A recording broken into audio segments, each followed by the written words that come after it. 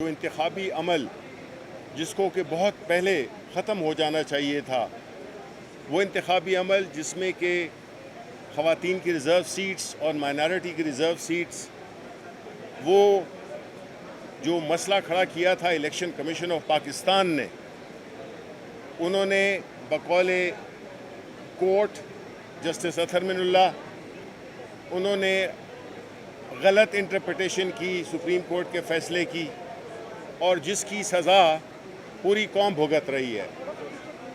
ये वक्त जिसमें कि पाकिस्तान में हर तरह का बहरान है, जो कि बुनियादी तौर पे जन्म लिया है सियासी अदम इस्तेहकाम को, वो जो ये इंतखाबात हुए, वो इंतखाबात जिसकी कि सारी दुनिया में क्रिटिसिज्म हो रहा है कि ये किस किस्म के इंतखाबात हुए थे, किस तरह से धांधली का एक आलमी रिकॉर्ड बनाया गया। और मेरे ख़्याल में कल यूनाइटेड नेशन की रिपोर्ट अपने जो अमेरिकन कांग्रेस और बाकी दुनिया के जितने भी और हमारे मुल्क के अपने इदारे जो कि इलेक्शंस को मॉनिटर करते हैं, उन्होंने अब कहा है कि ये इसको हम एक केस स्टडी बनाएंगे। यानी बदकिस्मती से पाकिस्तान के इलेक्शंस की रिगिंग के लिए वो एक केस स्टडी बनेगा। इसलिए हम ये समझते हैं कि इलेक्शन कमीशन बुरी तरह नाकाम हुआ है अपनी आईनी ज़िम्मेदारी पूरी करने में, और इस इलेक्शन में बुरी तरह नाकाम हुआ है उसको, और ये दानिस्ता तौर पे हुआ है। ये सिर्फ नालायकी नहीं है, इसमें बदनीयती भी शामिल है। और फिर जब हम यहाँ पे कोर्ट में आए हैं तो आप देख रहे हैं, और इस पर हमें बड़ी तशवीश है कि इस केस को बहुत ज़्यादा लंबा किया जा रहा है।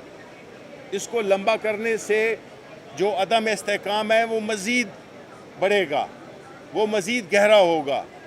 और जब तक पार्लियामान में वो लोग नहीं आएंगे जिनको के पाकिस्तान के अवाम ने भेजा है, तो ये पार्लियामेंट भी उसकी वो इखलाकी मजबूती नहीं होगी जो कि होनी चाहिए। क्योंकि वो लोग बैठे हुए हैं फॉर्म 47 की उससे मेहरबानी से, वो आवाम को रिप्रेजेंट नहीं करते हैं। ये जो बजट आपने देखा है, ये जिस तरह से पाकिस्तान के अवाम पे एक मुआशी यलगार कर दी गई है हुकूमत की तरफ से, इसके पाकिस्तान के अवाम मुतहम्मिल नहीं हो सकते हैं। ये मुल्क, इसकी मईशत, इसकी गवर्नेंस हर रोज़ नीचे और नीचे चली जा रही है। और उसका जो बुनियादी नुक्ता है और बुनियादी वजह है कि इस मुल्क में साफ़ और शफाफ इलेक्शन नहीं हुए। जब अब पाकिस्तान के चुने हुए नुमाइंदे, उनके वोट के ज़रिए आने वाले लोग पार्लियामेंट में नहीं बैठेंगे, तो आपके फ़ैसले पार्लियामेंट नहीं करेगी, वो IMF करेगी। और IMF को आपसे कोई हमदर्दी नहीं है। जबकि जो सही मानों में अवाम के भेजे हुए नुमाइंदे आएंगे, उन्होंने अपने अवाम का ख्याल रखना है। इसलिए ये सूरत हाल, हमारी यही अपील है कि इस केस को जल्द अज जल्द फाइनल किया जाए और इस पर फैसला दिया जाए, क्योंकि ये बहुत गैर ज़रूरी तौर पे लंबा हो गया है या लंबा कर दिया गया है। शुक्रिया। एक मिनट। आज जो बात हुई, पाकिस्तान तहरीक इंसाफ का पुराना स्टैंड कि इलेक्शन कमीशन ऑफ पाकिस्तान ने पाकिस्तान के आइन की धज्जियां उड़ा दी, ये बात आज सुप्रीम कोर्ट में वाज़े तौर पे बयान भी हो गई। इससे वाज़े अल्फाज में कहा गया कि एक कॉन्स्टिट्यूशनल बॉडी ने एक अनकॉन्स्टिट्यूशनल एक्ट परफॉर्म किया है, and that is the biggest debate. अब डिबेट वाज़े तौर पे है। जब मिसाल दे दी गई कि JUI की 0 सीट और 2 उन्हें सीटें मिल गई, तो वो कौन सा सिस्टम है जो इजाज़त देता है कि distribution of seats, attorney general के मुंह से अल्फाज नहीं निकल रहे थे और बेकौल बिलावल भुट्टो के उनकी कांपे क्या थी, टांग रही थी। तो जब कांपे टांगने लगे, तो फिर मेरी इस बहन का जो केस है और जो इसको तकलीफ हो रही है, ये खुद ही बयान करेगी। अच्छा, आपने माइनॉरिटी क्या जी बिस्मिल्लाहिर्रहमानिर्रहीम। जिस तरह की आपने प्रोसीडिंग्स देखी और मैं बिल्कुल इस बात को एंडोर्स करूंगी। पहले भी ये हेयरिंग में बात हुई कि आइन के आर्टिकल 17 को वायलेट करने का जुर्म किया है पाकिस्तान के इस कॉन्स्टिट्यूशनल इदारे जिसका नाम इलेक्शन कमीशन ऑफ पाकिस्तान है। एक पाकिस्तान की सबसे बड़ी पॉलिटिकल जमात को उनसे ना सिर्फ बल्ला छीना गया, उनको पॉलिटिकल जमात मानने से भी इनकारी किया गया। हमें सबको फोर्स किया गया कि हम पीटीआई की बजाय इंडिपेंडेंट इलेक्शंस लड़ें, और ये बात बार बार जब सवाल किया जाता है तो चाहे अटॉर्नी जनरल खड़े हो या मिस्टर सुखंदर खड़े हो जो इलेक्शन कमीशन को फ्रेंच ज़ुबान में आके यहाँ पर नुमाइंदगी करते हैं और उनसे पाकिस्तान के जो मुंतखब नुमाइंदे रह चुके हैं उनके नाम नहीं सही लिए जाते और उर्दू अंग्रेज़ी दोनों ही उनकी फारिग है, तो उनको ज़रूर बताना चाहिए कि जब आपसे सवाल होते हैं, जब आपसे बात पूछी जाती है कि बताइए कि कौन सा फॉर्मूला है प्रोपोर्शन ऑफ रिप्रेजेंटेशन का जिसके तहत आपने अपनी मनपसंद जो पार्टीज़ हैं उनको ये सीटें मिठाई के डब्बों के साथ दी। जब नेशनल असेंबली का फॉर्मूला पंजाब से 4.21 लगता है तो आप किस तरीके से जिस पार्टी को 4 सीटें मिलनी थी उसको आपने 14 सीटें दे दी। आपने तो पूरी जो प्रोपोर्शन ऑफ रिप्रेजेंटेशन हाउस की होती है, असेंबलीज की होती है, उसकी तो आपने ऑर्डर ही तबाह कर दिया। यानी कि जिस पार्टी को अवाम ने रिजेक्ट किया उसको इलेक्शन कमीशन ने नवाज दिया। कौन सा फार्मूला था, वो कौन सा लॉजिक था, वो कौन सा मैथमेटिक्स था जिसके तहत ये सारी सीटें हमें तो मना करें जी 104 पे हम आपको सीट नहीं दे सकते, लेकिन इनको देने के लिए आइन और कानून में वो कौन सी शिक्के हैं जो मौजूद हैं कि जनाब अपनी मनपसंद पार्टियों में आप बांट दें और फार्मूले भी अपनी मर्जी के लगाएं। तो इस तरह की ये जो नाइंसाफ़ी है वो इंसाफ की सबसे बड़ी अदालत से हमें बिल्कुल इसकी उम्मीद नहीं है कि नाइंसाफ़ी हो। हमें पूरी उम्मीद है कि अवाम के वोट की सैंक्टिटी को कायम रखा जाएगा, अवाम के इस हक़ को कायम रखा जाएगा। और जो एक इलेक्शन के नाम पर यहाँ पर धांधली की गई, जुल्म और फस्तायत और जबर किया गया, उसकी पटिशन इमरान खान साहब की पड़ी हुई है। अगर आपने ज़्यादा देर करनी है तो उस पटिशन को क्लब करें और इसके साथ वो केस भी सुने। आज बिल्कुल ठीक बात की जस्टिस मुनीब साहब ने और मंसूर साहब ने। आप आइसोलेशन में इस तरह करके घोड़े की तरह आंखों पे पट्टी डाल के सिर्फ एक जो सेकंड फेज होता है इलेक्शन का, ये रिजर्व सीट्स, इस पे जंप नहीं कर सकते। आपको देखना पड़ेगा 13 जनवरी पे वापस जाएं और देखें कि उस फैसले के बाद इलेक्शन कमीशन का क्या रवैया था, किस तरह कैंडिडेट्स के साथ सलूक किया गया।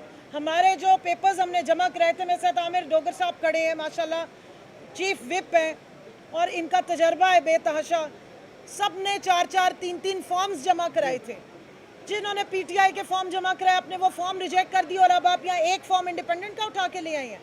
ये तो चाहते ही नहीं थे कि हमारे जो इंडिपेंडेंट के तौर पे भी अगर बेचारे कैंडिडेट्स हैं तो उनको भी इलेक्शन लड़ने दिया जाए। जो फस्तायत हमारे साथ रवा रखी गई, आरओ के ऑफिस के बाहर डाले खड़े किए गए, पुलिस खड़ी की गई, हमें स्क्रूटनी नहीं करने दी गई, हमारे प्रपोजर सेकेंडर्स को उठाया गया और आरओ ने कान बंद किए हुए थे। किसी एप्लीकेशन का जवाब नहीं दिया गया, हमें जाके अदालतों से अपने पेपर एक्सेप्ट कराने पड़े। इलेक्शन वाले दिन फस्तायत बर्ताव किया गया, आरओ के ऑफिस से दूर 25-30 फुट दूर हमें खड़ा किया गया, हमारे साथ जुल्म तशद्दुद किया गया। इस सारे को देखिए, ये अगर अदालत हमें नहीं देखेगी, ये अदालत अगर ह्यूमन राइट्स पे नज़र नहीं डालेगी और अगर बकौल जस्टिस याहिया अफरीदी के हिस्सा बकदरे जुस्सा नहीं देगी और जुस्से से ज़्यादा हिस्सा पकड़ा देगी और अपनी मोहब्बत वोट को इज्जत दो से ज़्यादा पार्टी बनेगी इलेक्शन में। इलेक्शन कमीशन एक न्यूट्रल इदारा होना चाहिए, आईनी इदारा होना चाहिए, उसका रवैया किसी एक पार्टी के साथ डिस्क्रिमिनेटरी नहीं होना चाहिए। लेकिन यहाँ हम देख रहे हैं कि इलेक्शन कमीशन तो पीटीआई का नाम सुनते ही तरमिलाना शुरू हो जाता है। तो ये वाला जो इम्प्रेशन है, मुझे पूरी उम्मीद है कि सुप्रीम कोर्ट में ये डिस्पेल होगा और बाकायदा इस पूरे इलेक्शन की भी इंक्वायरी होनी चाहिए कि इस पर क्या क्या किया गया। बिस्मिल्लाहिर्रहमानिर्रहीम। मैं सिर्फ 2 बातें करूँगा।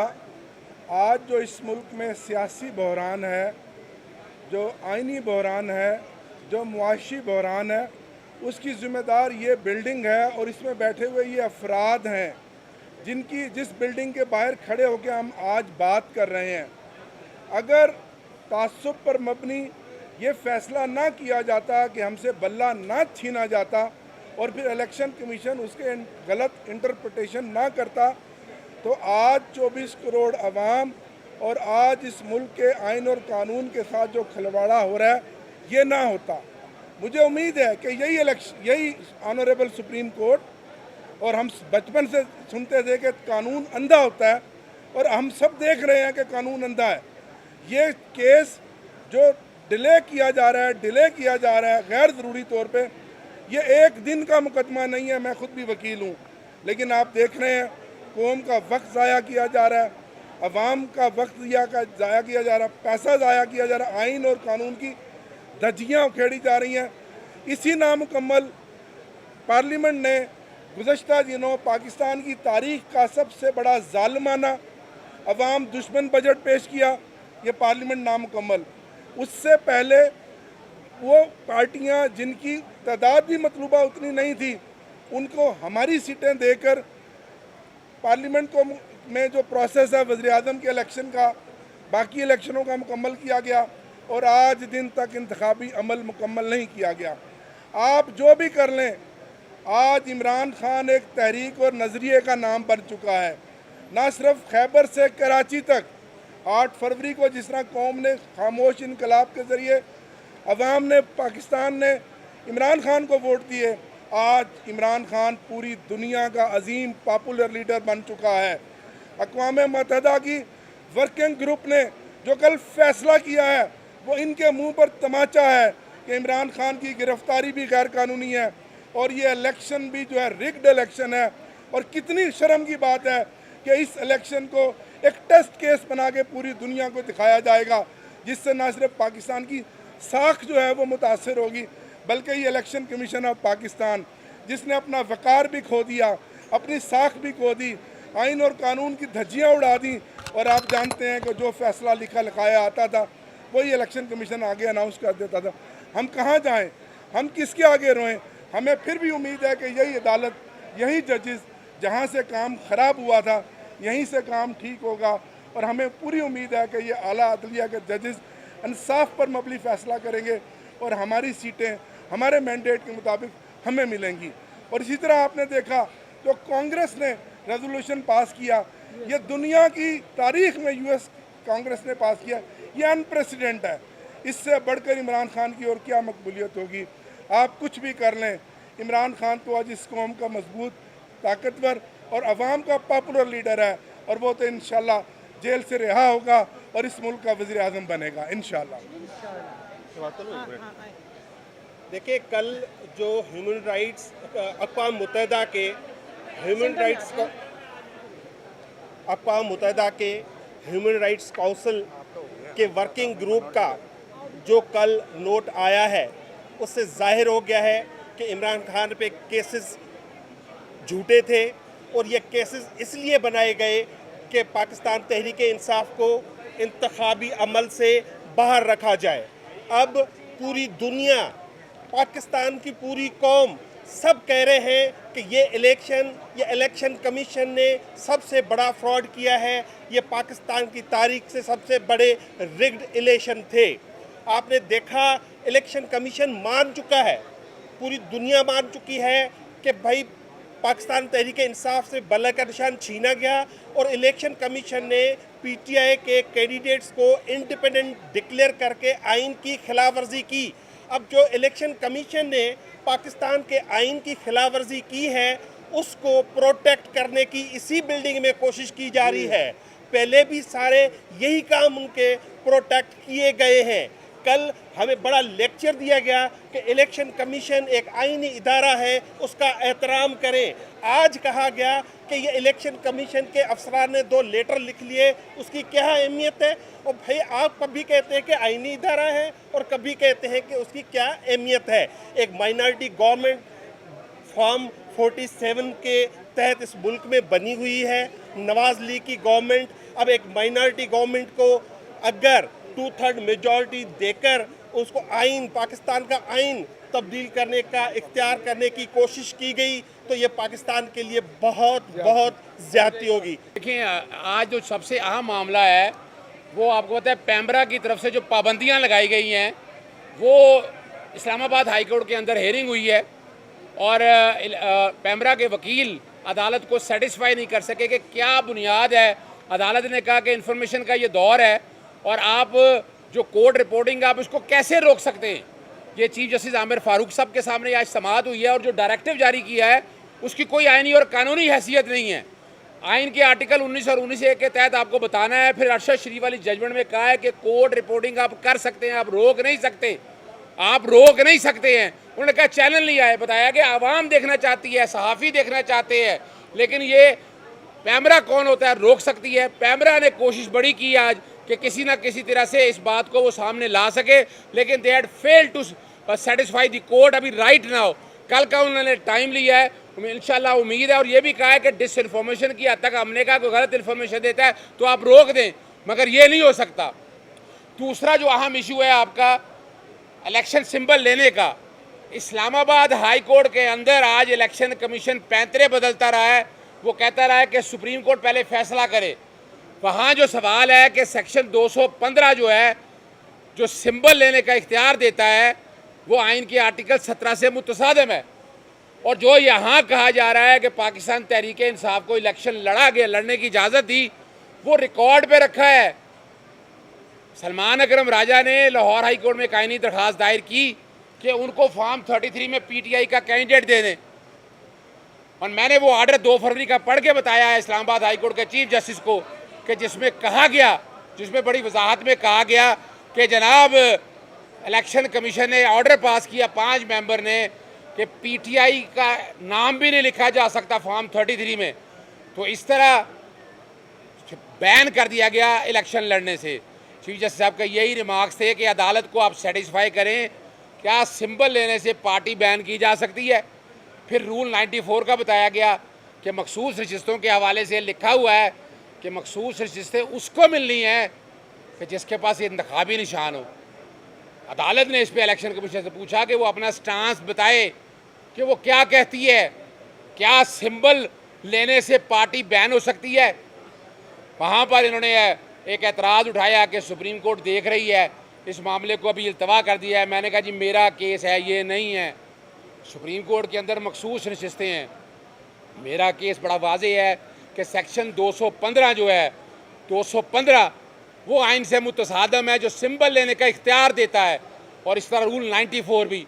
और अगर Islamabad high court section 215 ultra vires declare कर देती है, मुतसादम डिक्लेयर करती है, या रूल 94 डिक्लेयर कर देती है, तो मखसूस नशिस्तें PTI के पास ऑटोमेटिकली आ जाएंगी। केस की समाअत जुमे के लिए, आइंदा जुमे के लिए मुलतवी हुई। आपने देखा कि रातों रात जिस तरह से पेट्रोल डीजल की कीमतें बढ़ा दी गई, ये बिल्कुल ये वाज़े हो गया है कि ये किसी तौर पे भी ये फॉर्म 47 वाले ये अवाम के मुखलिस नहीं हैं, क्योंकि अवाम के वोटों से तो ये आई नहीं है।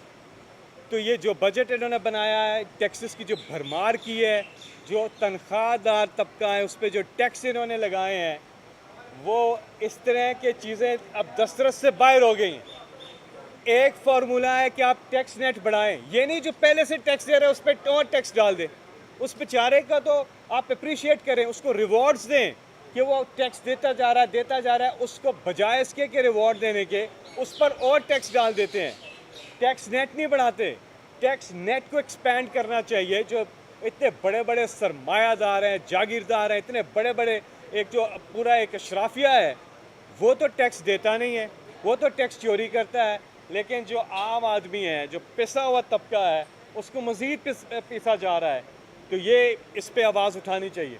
दूसरा, मखसूस नशिस्तें, एक बात आज भी अदालत ने एक बात बिल्कुल उभर कर सामने आई है अदालत की तरफ से कि इलेक्शन कमीशन ने जो PTI को एज पॉलिटिकल पार्टी ना मानकर इलेक्शन में एक इस सुप्रीम कोर्ट का जो फैसला था बल्ले के निशान के हवाले से उसकी गलत तशरीह भी की है, और दूसरा कॉन्स्टिट्यूशन को वायलेट भी किया।